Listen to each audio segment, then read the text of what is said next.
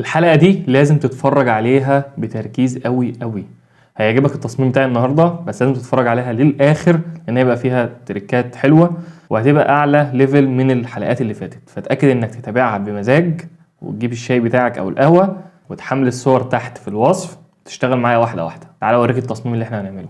ده التصميم اللي هنعمله النهاردة، تصميم أعلى من التصميمات اللي فاتت ولكن فيها شوية شغل، فعايزك كده رايق لأن ممكن الحلقة تطول شوية. يلا بينا نفتح الفوتوشوب كده على السريع، مش عايزين نضيع وقت في الحاجات اللي هي قلناها قبل كده. هنيجي هنا نفتح تصميم 2000 في 2000 ونص في 72 ريزوليوشن ونعمل كرييت. ركز بقى معايا كبير. اول حاجه تعال نجيب، خلاص بقى نشيل ده، ندخل على الصور بتاعتنا. دي الصور دي هسيبها لك تحت في الوصف، حملها واشتغل معايا. هنجيب اول حاجه بحر اللبن اللي هو تحت ده، وابدا اكبره كده شويه. طبعا انا مش شايف. تعال نعمل سوليد كلر. هنجيب اللون الاحمر ده ونختار اللون الاحمر الغامق ده شويه. عادي لو اخترت لون مش قريب ممكن تظبطه بعد كده وتنزله تحت اللاير اللبن اللي احنا لسه جايبينها وتكبر كده شويه. هتاخد منها كنترول جي علشان تعمل نسخه تانية بالظبط كده. طيب تاني حاجه هتجيب اللاير دي عشان تعمل جزء كده للزجاجه كانها طالعه منها بالشكل ده كده. وانت واقف عليها هتعمل هنا ماسك وتجيب هنا البراش. الحاجات دي كلها قلناها في الحلقه اللي فاتت، تتاكد انك تتابع الحلقات كلها. بس ببساطه خالص هتجيب هنا البراش بعد ما تعمل الماسك، وانت واقف على الماسك هتجيب البراش باللون الاسود علشان امسح الاجزاء دي. نزوم بقى شويه كده علشان نصغر الفرشه شويه. عايز اشيل بس الايه الحاجات الزياده دي.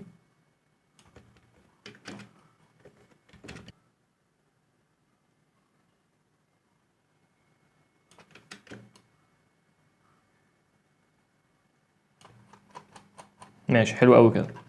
طيب هعمل ايه بعد كده؟ هروح انا اجيب بقى البطل بتاعنا، ابدا احطه هنا كده واكبر وتظبطه كده لانه هو يبقى طالع من الجزء ده وتميله شويه كده علشان ياخد شكل كويس. حلو قوي كده.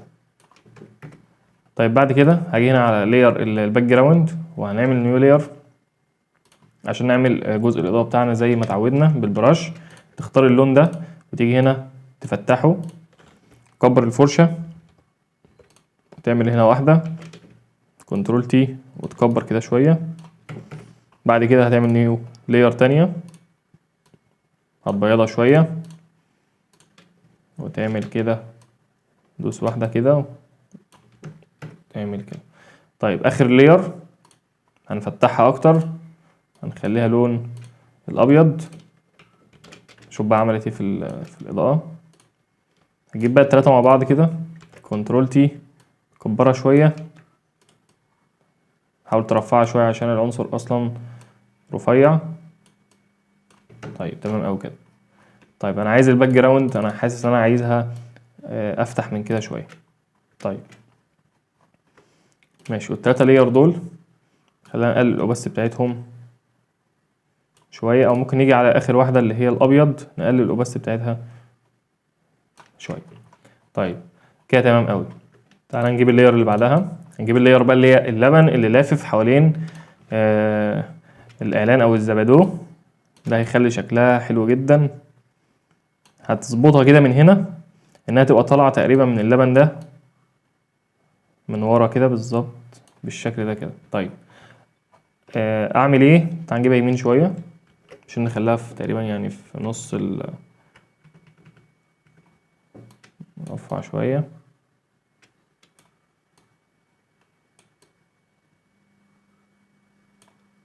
كده كويس. تيجي على اللاير دي تخليها فوق الجزء اللي هو اللبن زي ما انت شايف كده. طيب هعمل ايه؟ لو جيت تبص على الجزء ده هتلاقيه داخل في الازازه، فانا عايز اشيلها علشان كأن اللبن ده لافف من وراها، فيبقى الجزء ده طبعا مش ظاهر. وهكذا في الجزء ده برضه هخفيه علشان يبقى باين ان هو جاي من ورا. طيب اعمل كده ازاي؟ هاجي وانا واقف هنا على اللبن اقلل الاوباس بتاعته شويه علشان اشوف الازازه. وانا واقف عليه هتحدد كده الازاز اللي انت الجزء اللي انت عايز تمسحه، كنترول تي.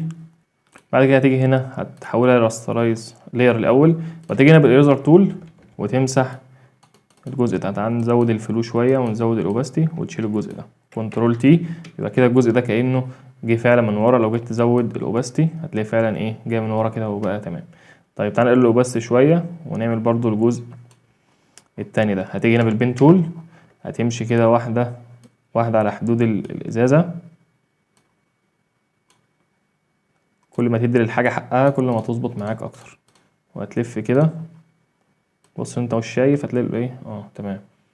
بعد كده كنترول انتر عشان تعمل سيلكشن، وانت واقف على اللاير هتروح هنا على الاريزر تول اللي هو تمسح، هتروح شايل الجزء ده، وبعدين كنترول تي زود الاوباستي. هتلاقيها زي ما انت شايف كده كانها فعلا جت من ورا. طيب عايز اشيل الجزء ده، وانت واقف عليه هتدوس هنا ماسك، وتيجي هنا بالبراش وتمسح اللي انت عايز تمسحه ده. كده كويس اوي. طب لو جيت تبص على الجزء ده، هو الجزء اللي انت شايفه ده، هتلاقي هنا في جزء غامق شويه، احنا عايزين نفتحه اكتر شويه يعني علشان يبقى منسجم اكتر مع اللبن، عشان هو كده ظاهر ان هو ده لون وده لون.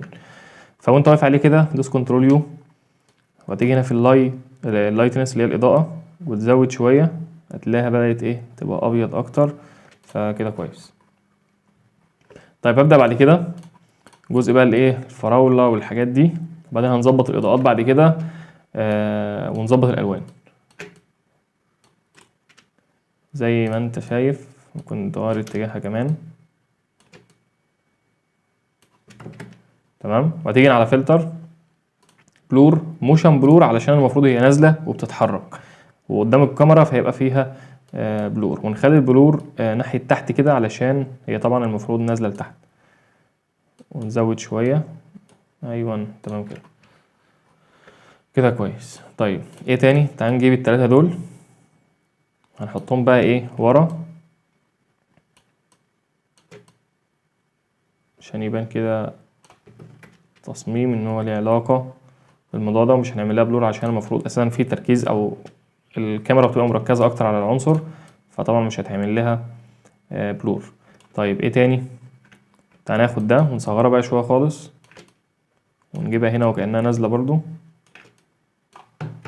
بس نعمل لها فلتر بلور، موشن بلور ناحيه تحت، بس هنقلل البلور شويه عشان دي مش قريبه من الكاميرا، بس هيتعمل لها بلور عشان هي اوت اوف فوكس. طيب ايه تاني؟ تعال نجيب دي برضو، بس هنجيب بقى شويه فراوله كده في اللبن، بس تعالى نحط هنا واحده نازله كده بالطول، برضو نصغرها نازله من ورا خالص. فلتر بلور، موشن بلور زي التانية. اوكي تمام. تعالى نجيب دي ونعمل بقى شويه في اللبن اللي تحت. طبعا اللبن ده انت شايفه ابيض كله مفيهوش تفاصيل، ده هنعمله دلوقتي متقلقش. احنا بس هنحط العناصر بتاعتنا وبعد كده هنظبط واحده واحده. هنحط دي هنا كده ماشي.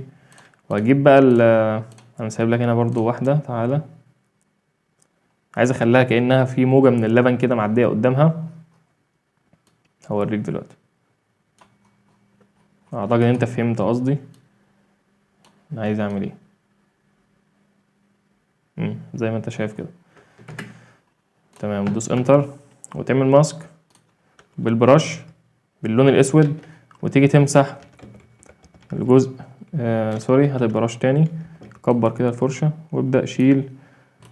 هات الفرشة ناعمة شوية، خلي الهاردنس بتاعتها 0 عشان تبقى ناعمة اكتر اهو. هتيجي وانت واقف على اللاير دي كنترول يو وتزود الاضاءة بتاعتها شوية علشان تبقى منسجمة مع الموضوع ده، فكده بانت انها عايمة كده في اللبن يعني. طيب تعال نجيب واحدة تانية.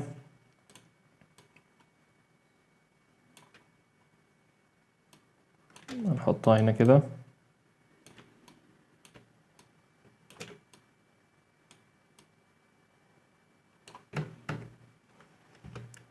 وهنيجي ناخد نسخة من دي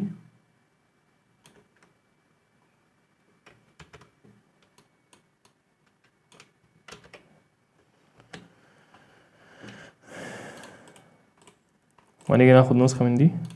تعال نشوف اللبن ده اهو، كنترول جي وناخدها كده هننقلها هنا،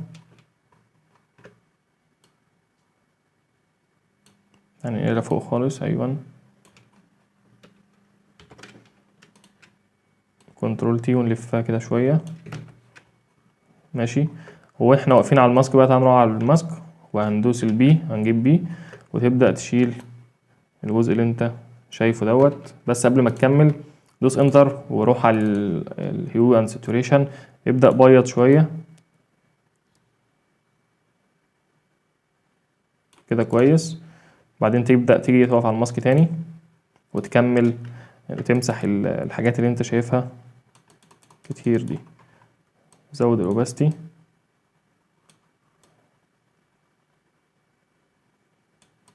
سوري الحتة الأخيرة دي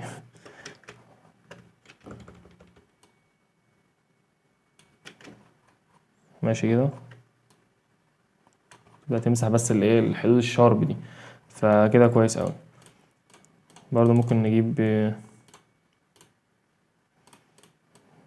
ديت نحطها هنا ورا. انت ببدأ اوزع يعني العناصر دي واحدة واحدة زي ما انت شايف. تعال ننزل دي تحت خالص عشان تبقى ورا اللبن ده خالص اصلا. كنترول تي كأنها دي بقى واحدة يعني ايه خلاص نازلة، قربت تنزل تحت مع اللبن. الموشن بلور برضو نفس الموضوع. فزي ما انت شايف كده انت تبدأ اوزع كده العناصر وظبط الدنيا واحدة واحدة. طيب تعال نجيب اخر حاجة الشعار. الشعار انا عملته لك اهو. تيجي نظبط شعار ايه شعينة، كبره شوية نحطه هنا كده. ماشي. ده بقى تيجي بقى في اللاير اللي فوق خالص. تعال اول الباك جراوند، حاسس انها ممكن تبقى ايه افتح شوية. كده كويس، كده كويس اوي. تيجي بقى على اول واحدة خالص وهنبدأ نعمل الكالر بالانس بتاعتنا. هنظبط بقى الايه التصميم شوية. نزود هنا الاحمر، اخضر كده تديله سنة علشان الاحمر ظاهر قوي. بلاش الاصفر علشان خليه صفر تاني. وهنيجي هنا على الشادو تبدأ تلعب تاني. ماشي.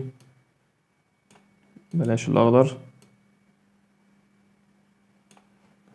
بلاش الاصفر، خش على الهايلايت سيبه صفر. طب بس بتجرب، هي عينك اللي بتحكم في الاخر وبتفرق من تصميم لتصميم. طيب انا كده كويس وراضي بالايه بالتأثير البسيط ده. ان هو بدل ما كان احمر قوي لا صفرناه شويه.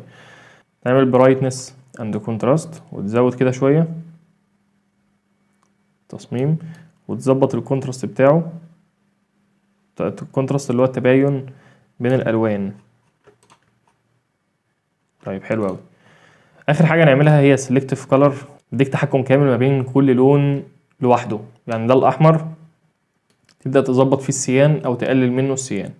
تعال واحده واحده كده. بلاش نغمقه شويه، ده نخليه صفر، خلي السيان ده صفر. طب الماجنتا في الاحمر، هو ده مثلا انت بتتحكم في اللون الاحمر وبيديك 4 اوبشن اللي هو السيان والماجنتا واليلو والبلاك.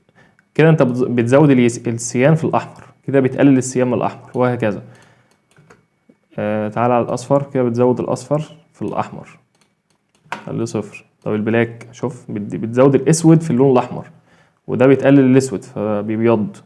فانت لو عايز تفتح التصميم شويه كده كويس تروح بعد كده للاصفر تقريبا. يعني ما عندناش اصفر، بلاش نغمقها شويه كده كويس. طيب انا عايز اروح على ايه؟ ماشي الاخضر. بس مفيش غير الفاكهه بس الفراوله. ماشي نغمقها كده شويه. طيب الوايت، اللبن والحاجات اللي ورا دي هنتكلم في الاسود اللي فيها. نبيضها كده شويه. بص شفت التفاصيل دي؟ التفاصيل دي انا عايز اظهرها، اللي هو تفاصيل الامواج اللي بتبقى في اللبن ده، بس انا هعملها على لاير تانية منفصله وهقول لك ليه كمان شويه. فاحنا هنخلي الابيض ابيض، يعني لون اللبن يبقى لون ابيض صافي، فانا بقلل الاسود فيه. فلما قللت الاسود فيه، ركز معايا لان انت تفاصيل بتفرق ما بين مصمم والتاني يعني. شلت التفاصيل الامواج دي، تحس انها لون ابيض مرشوش وخلاص، ما يبانش ان هو بحر من اللبن كده. فانا قللت الاسود فضاعت التفاصيل دي، فلما خليته ابيض اكتر من اللازم التفاصيل راحت. فانا كده بالنسبه لي ده اللي انا وصلت له، ده شويه الحاجات اللي انا عملتها. طيب هتبدا هنا تعمل سيلكتيف كولر تاني لوحده، بقى عندنا 2 سيلكتيف كولر، بس التاني ده هعمل عليه ايه؟ التاني ده هاجي على اللون الابيض او الرصاصي ده، وهقلل بقى اللون الاسود ده شويه عشان عايز التفاصيل دي تبان. التفاصيل اللي انا كنت بقول لك عليها دي، بص شفت التفاصيل دي هي كانت كده، شوف لما زودت كده التفاصيل بانت اهي. التفاصيل دي بقى انا هظهرها دلوقتي، هعمل ماسك وازود او هظهر التفاصيل اللي موجوده هنا بس مش في التصميم كله.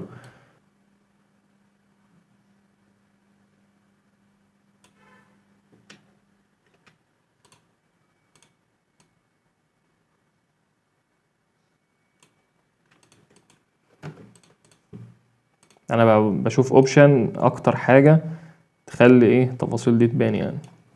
فانا كده ظاهر، بص كده بقى، ما ابصش على بقيه التصميم، انا التصميم ده كده مش هنعمله، هظهر بس الحاجات اللي هي فيها الاجزاء اللي انا عايزها دي. طيب انا كده راضي عن البتاع ده، يبقى ده السلكتيف كولر الاخير. يبقى وانا واقف على السلكتيف كولر ده هعمل ايه؟ هاجي على الماسك هنا وكنترول اي عشان اعكس الماسك كده، انا خلاص رجعت زي ما انا الاول اهو. هعمل ايه بقى؟ هجيب هنا بالبرش بس باللون الابيض علشان اظهر بقى حاجات معينه. هظهر ايه؟ تعال نشوف الاول الحاجات دي كانت فين. كنترول اي تاني، كنترول اي، عندنا هنا الجزء ده. طيب يبقى هعكس تاني الماسك وابدا بقى بالبرش، ابدا واحده واحده كده، ابدا اجي اظهر الحاجات دي، بس خلي الاوباسيتي والفلو قليل علشان نمشي واحده واحده كده على الجزء ده. الحته دي اهم حته في الدرس، انت هتمشي واحده واحده كده التفاصيل دي تبان. بص بانت كده.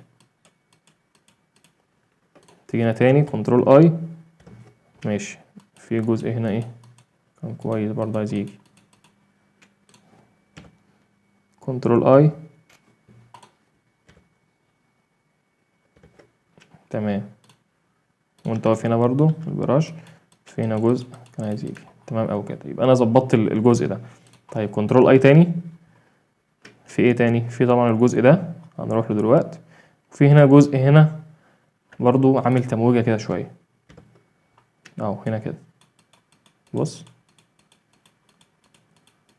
عايز اقول لك دي تفاصيل صغيرة ولكن باينة خالص يعني. التفاصيل الصغيرة دي لما بتيجي مع بعض كلها بتظهر التصميم. هنا التفاصيل دي شوف لما ظهرت كده اديتك فعلا يعني كأن التصميم حقيقة، كأن ده بحر فعلا من اللبن. كنترول اي، عايزك تاخد بالك من التفاصيل دي، تفاصيل صغيرة ولكن مهمة يعني.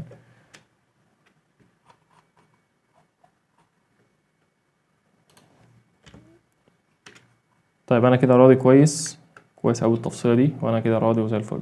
طيب وده التصميم النهائي اللي احنا وصلنا له. اكيد تصميم سهل، كان فيه شوية حاجات بس تخض شوية، ولكن في النهاية يا رب يكون اتعلمت والتصميم يكون عجبك.